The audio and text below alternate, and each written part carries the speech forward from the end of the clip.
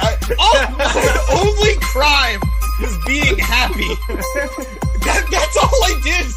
I hate you. Holy shit, Danny. Hello, everybody, and welcome to the Mark It Down podcast, where on Thursday nights, we're in the Gym-Packed Zone. Why? Because we cover everything Impact Wrestling. I won't lie to you guys, I am way more hyped than I think even tonight's episode of Impact was. It was far from a weak episode. It was far from a bad episode by any stretch of the imagination. But it wasn't one of their stronger episodes as we're building towards the road to Bound for Glory, their pay-per-view in Chicago this month here in October. We're only a couple of weeks away from the big pay-per-view, and it's going to be a fun show. They've already announced some major matchups, like Speedball Mike Bailey versus Will Ospreay, the Impact World Championship being defended by Alex Shelley against Josh Alexander. There's a lot of fun stuff already on the card, and they announced even more fun matches tonight as we're building towards that show.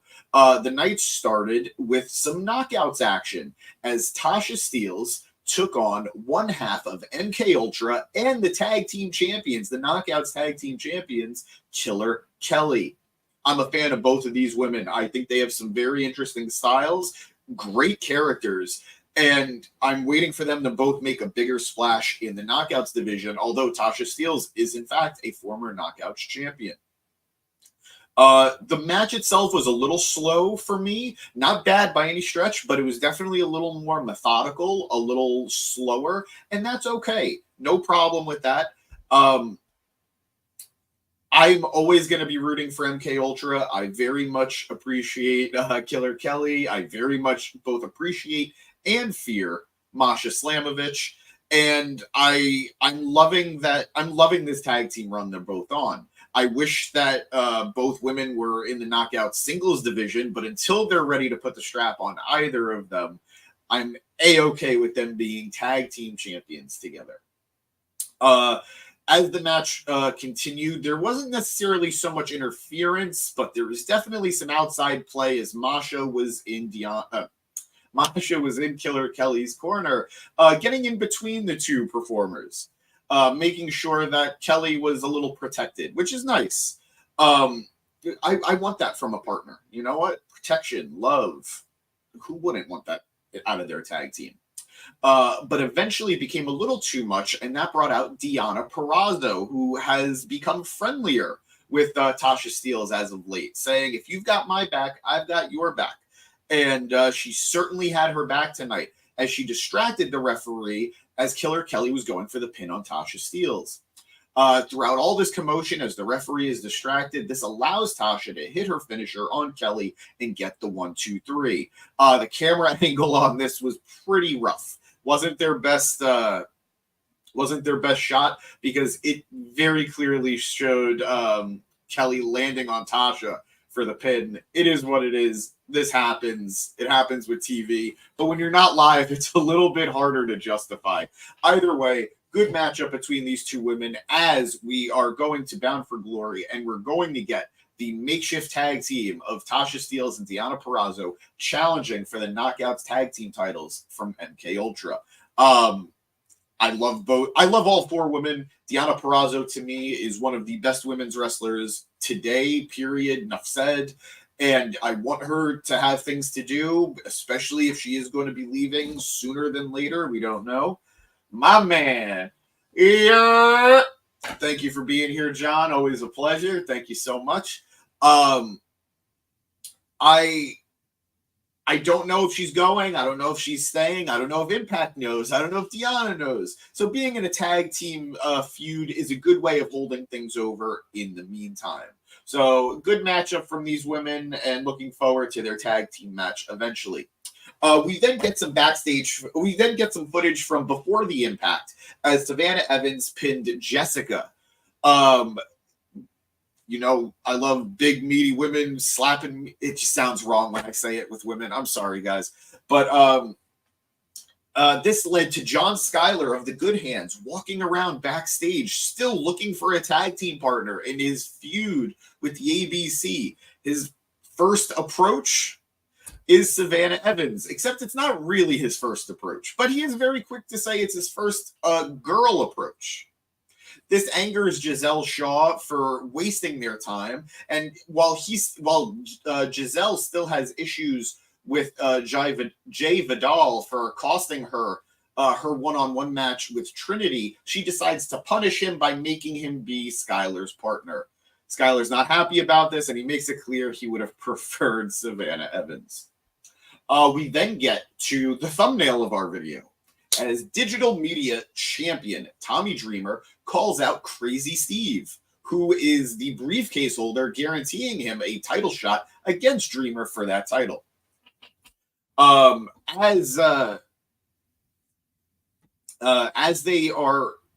As he's waiting for him, and as Crazy Steve comes out and they're standing in the ring together, Tommy goes into detail about their past, their friendship. He calls them genuine friends. They were together in TNA. When Dreamer came back to Impact, he brought Crazy Steve back with him, and they teamed up. They fought together. They became genuine friends. They learned a lot about each other. Tommy complimented Steve for being a blind performer, going so far as to reveal some personal history between them, as he helped teach Steve how to drive.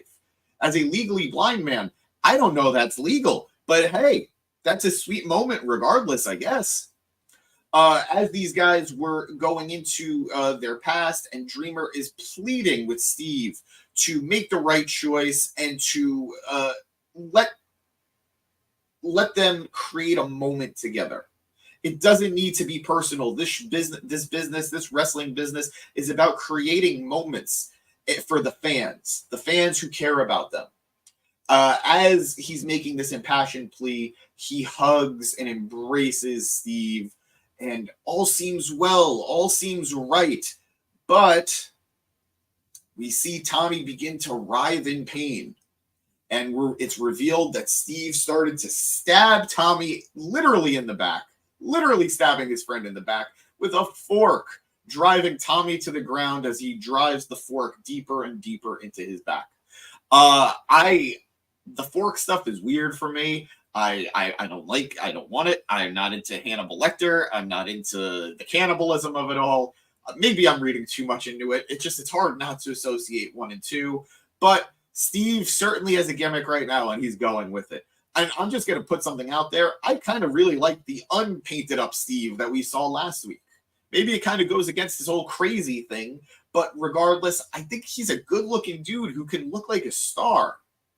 Time will tell how much he relies on the paint moving forward, but I'm excited for this to go forward, mainly because I love you, Tommy Dreamer. I'm happy you got to win the Digital Media Championship here in New York, but I'm very ready for that title to be on somebody else.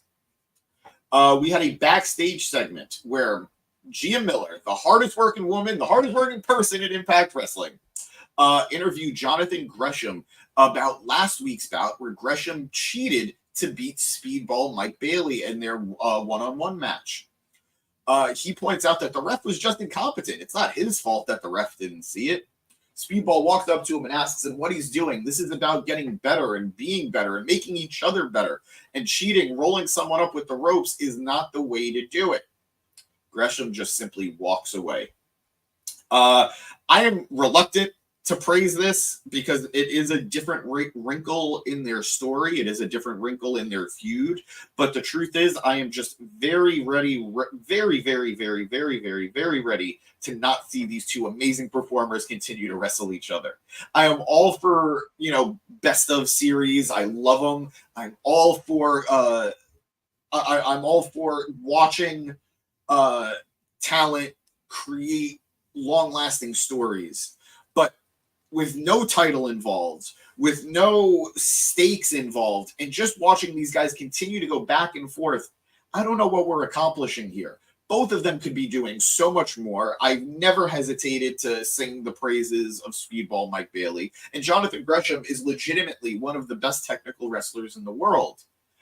I'm not saying they should be champion and champion right now, but a little bit different. They're both capable of it. So I don't want to complain too much either, because that's not fair when you have these two world-class talents. But I hope something else happens. We then move on to a 10-person mixed tag match. This was to determine what was going to be a 5-person match for next week, with the winning team moving on to that match for next week. The teams were Eric Young, Jordan Grace, Jake Something, Dirty Dango, and Champagne Singh taking on Bully Ray, Jody Threat, Kylan King, Shira, and Brian Myers. If those sounded like weird teams to you, they were. They were. We had rivals on the same team. We had actual teams on opposite teams. Very weird stuff. But I do like the dynamic that it creates. Sometimes you do want to see something a little different. You do want to see people who don't necessarily interact all that often inserted in these fun spots. And they certainly created that. I will never tire of seeing Jordan Grace body slam Bully Ray. It's just awesome. It's just awesome. I do tire, though, of Dirty Dango's bit a little bit right now. I loved when Dango came to Impact. I thought, it was nice to see him finding his feet again. And I wasn't even against the heel turn. But on a weekly basis, hearing him just say, I hate professional wrestling, it's not even anger-inducing. It's just whatever. Even Tom Hannafin kind of called it out as, I learned nothing from this. This is nothing new. So, unfortunate, it is what it is, but I think Dango is capable of more. I think he's way too talented to just be doing the same old shtick, which, granted, this shtick is different than what he used to be doing, which, granted, I found very entertaining, but he's not adding anything to this. He's just doing it over and over. In the end, it was the, I guess, babyface team. It's not really. But Eric Young, Jordan Grace, Jake Something, Dirty Dango, and Champagne Singh won after Jake Something hits Shira with the Into the Void for the 1-2-3. Also got to say, yes, it was fun seeing Champagne Singh and Shira not wrestle. So often we see in these matches where tag team partners are forced to wrestle one another, that logic sort of goes out the window. But these guys stayed true to their friendship. They stayed true to their team, and they did not combat. So that was a nice spot for me. I did enjoy that. We then have what I think was the most fun match of the night, a fans revenge strap match. We had we had a couple of segments before that. We had Gia Miller speaking to Josh Alexander about facing Big Con tonight. Alex Shelley interrupts and notes that he's got this championship mentality and it could get Josh in a lot of trouble. Shelley says he'll be on commentary and can be Josh's insurance policy for one night only. And that's because Alex Shelley makes it clear later in the night he wants Josh Alexander at his best. He doesn't want there to be any excuses when he beats him, and he wants to be able to say he tested himself against Josh Alexander full throttle. We then had another vignette about the Mickie James and Trinity title match that we're going to be getting at Bound for Glory. Gia Miller then talks to Trinity about the title match, saying that Mickie never lost the title. She's not thrilled about the side eye that Mickie gave her, but they are friends. She is happy. She's proud to face her, and despite all that, she plans on retaining. Now, moving on to the fan strap match, which I did think was the most fun match of the night. We had the ABC. We had Ace Austin, Chris Bay taking on John Schuyler and Jay Vidal for that in something that feels so scary, feels so unnecessary, and feels so illegal in so many ways. We had a bunch of fans around the ring, each armed with straps, where they are allowed to whip, hit, smack, whatever you want to call it, any opponent, any competitor who has both feet on the outside. And while that was certainly true that they had those rights, they did not enact them on any member of the ABC, choosing only to attack John Schuyler and Jay Vidal. That was fun. I enjoyed it. Bay too sweeting with the fans, taking a selfie with one lucky fan. as the other two are literally being whipped around the ring was fun. It was a good spot. And I will never get tired of the ABC being just one of the best tag teams in wrestling right now. I say it all the time. I know I sound like a broken record. I'm not even sorry about it. They deserve it. They're so fluid. They're so smooth. They have so much chemistry, and they're only getting better, in my opinion. So it should be no surprise that the ABC did get the win after hitting their 1-2-3 combo finisher on Skylar. After that, the crowd got to jump into the ring and celebrate with the ABC, and it was just overall good stuff. So that leads to a vignette where we had just a recanting of the never-ending story that is Eddie Edwards versus Frankie Kazarian. Lots of common threads here about some stories maybe going on a little too long here in Impact. We might need to examine that soon. It did cover their full history, which they have done a lot of fun and interesting stuff. I don't want to lie. They have managed to find ways to keep the matches fresh, if not necessarily the story, in my opinion. But I'm looking forward to the culmination of that feud moving forward. We then had a quick one-on-one match where Moose took on Bhupinder Gujjar, and I'm sorry, Bhupinder. Was there ever any question who was going to win this match? If you guys did question it, tune in a little bit harder. It was, of course, Moose who got the win after a power bomb leading to a brutal spear, getting the 1-2-3. As Moose is celebrating in the ring with Brian Myers and his briefcase, guaranteeing, by the way, a world title shot in the future, they are interrupted by Steve Maclin. Maclin is still pissed that a briefcase that in his mind was his and he earned is in Moose's hands. He demands Moose hands over the briefcase. He demands he gives it to him. And Moose says, I knew you were crazy, but I didn't think you were stupid. There's two of us in this ring and just one of you. Unless this is a trap by Bully Ray. Moose and Brian Myers then look around, are ready, and Maclin makes it clear he's not with Bully. Bully is too afraid of PCO to come out and do anything. He says Bully Ray has gotten soft, but Maclin isn't scared of PCO. Now, I wouldn't be scared of PCO either because I've been under the impression PCO left Impact. But I guess there were still some tapings that they did before that contract ran out because who comes out? PCO. Shocker, guys. PCO comes out and cleans house, gets rid of Myers, gets rid of Moose, gets rid of Maclin. I don't know how much longer we have PCO for, but as long as we have him, I'm going to enjoy him. So let the violence continue. We then, you know what? I'm sorry, I let you guys down. The violence did continue because as Maclin goes up the ramp, he is met by an out of nowhere gore from Rhino, who just levels him on the ramp before going backstage again himself. I got to tell you guys, I think this is the best use of Rhino you could possibly come up with. We all want to see the gore. That's all we really want to see from Rhino. We just want to see the gore. And as long as the man keeps goring, he could keep coming back.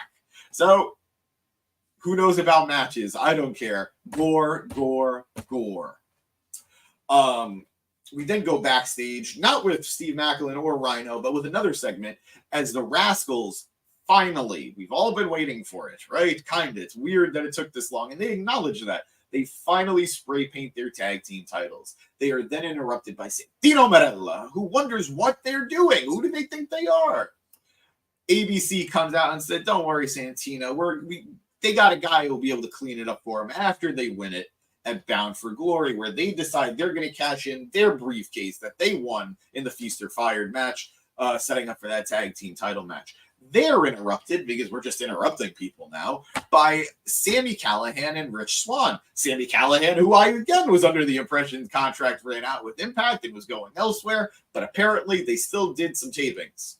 So next week, we will get the Rascals, Trey Miguel and Zachary Wentz, defending those Impact Tag Team titles against Sami Callihan and Rich Swann. And the winner of that match will be the champions, who will then go to defend against the ABC at Bound for Glory. Maybe this is a goodbye. Maybe this is a so long, see you later to Callihan next week. I don't know. I'm going to put this out there. I don't think either Moose or Sami Callihan should leave Impact. Callahan might have a better shot going to AEW because he is buddies with Jon Moxley, good buddies, and maybe they could work something out there. But I don't think he has a better spot than where he is in Impact right now. I don't think he's going to be any higher on the card anywhere else.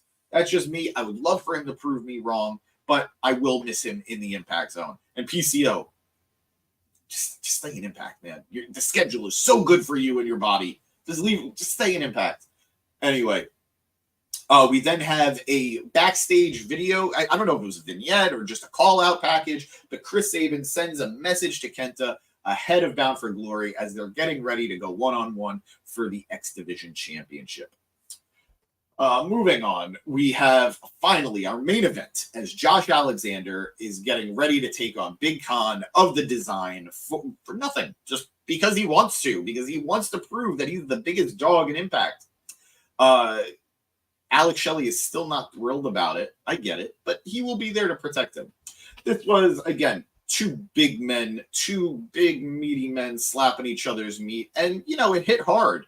Lots of drops, lots of bounces, lots of hits, and it eventually ends with a C4 spike with Josh getting the 1-2-3 over Big Khan. Look, no offense to you, Big Khan. I'm a fan of your work in the Ascension, at least in NXT, and I think you're a good big man. I think the win here was being in a main event in 2023. Good for you. I'm happy for you. Josh Alexander looking very strong as he's getting to go into the main event of Bound for Glory to try and regain the title. He never lost. But before we get there, we got to address again what happened at the end of this match. As Josh Alexander was going for Diener, he accidentally hits Alex Shelley. This leads to the two of them sharing words after the match, going into it, until Shelley hits Shell Shock to a chorus of boos. The crowd is not thrilled that he did this. Shelley shakes his head and stares at Josh to close the show. I don't want them to turn him heel. I've seen a lot of the online discourse about him. I've seen a lot of the online discourse about the fact that Alex Shelley has always been a heel, and Chris Sabin has been the baby face of this tag team.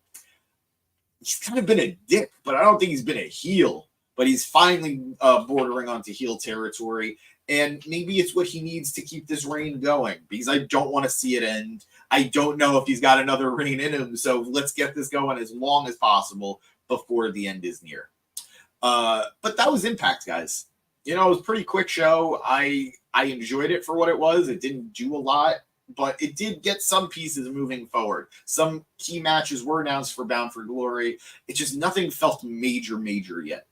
We still have a couple of weeks to build the hype for the show. I am hyped for it already, so I guess that's why they didn't feel like they needed to do too much. But I am hoping that in the next week or two, they really do build up a little bit more as we get to this major pay-per-view for Bound for Glory. Before I go, CM Punk is Impact bound. Impact would love to have him, apparently. Everybody in WWE, when they are addressing Punk, they're like, I don't know. If he wants to come, sure. Impact's like, yeah, bring him on. Bring him on. I'm just saying he did get one of his big TV starts in TNA. That's all I'm saying. That's all I'm saying.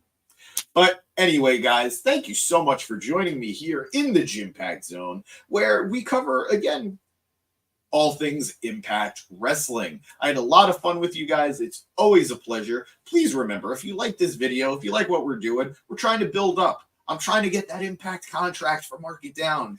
I shouldn't say it, I guess. But I want us to be able to get to a point where we can provide some really fun stuff, and we can only do that the bigger we get. So if you like us, please subscribe, like this video, share it with your friends, share it with your parents, share it with your mama. I don't know.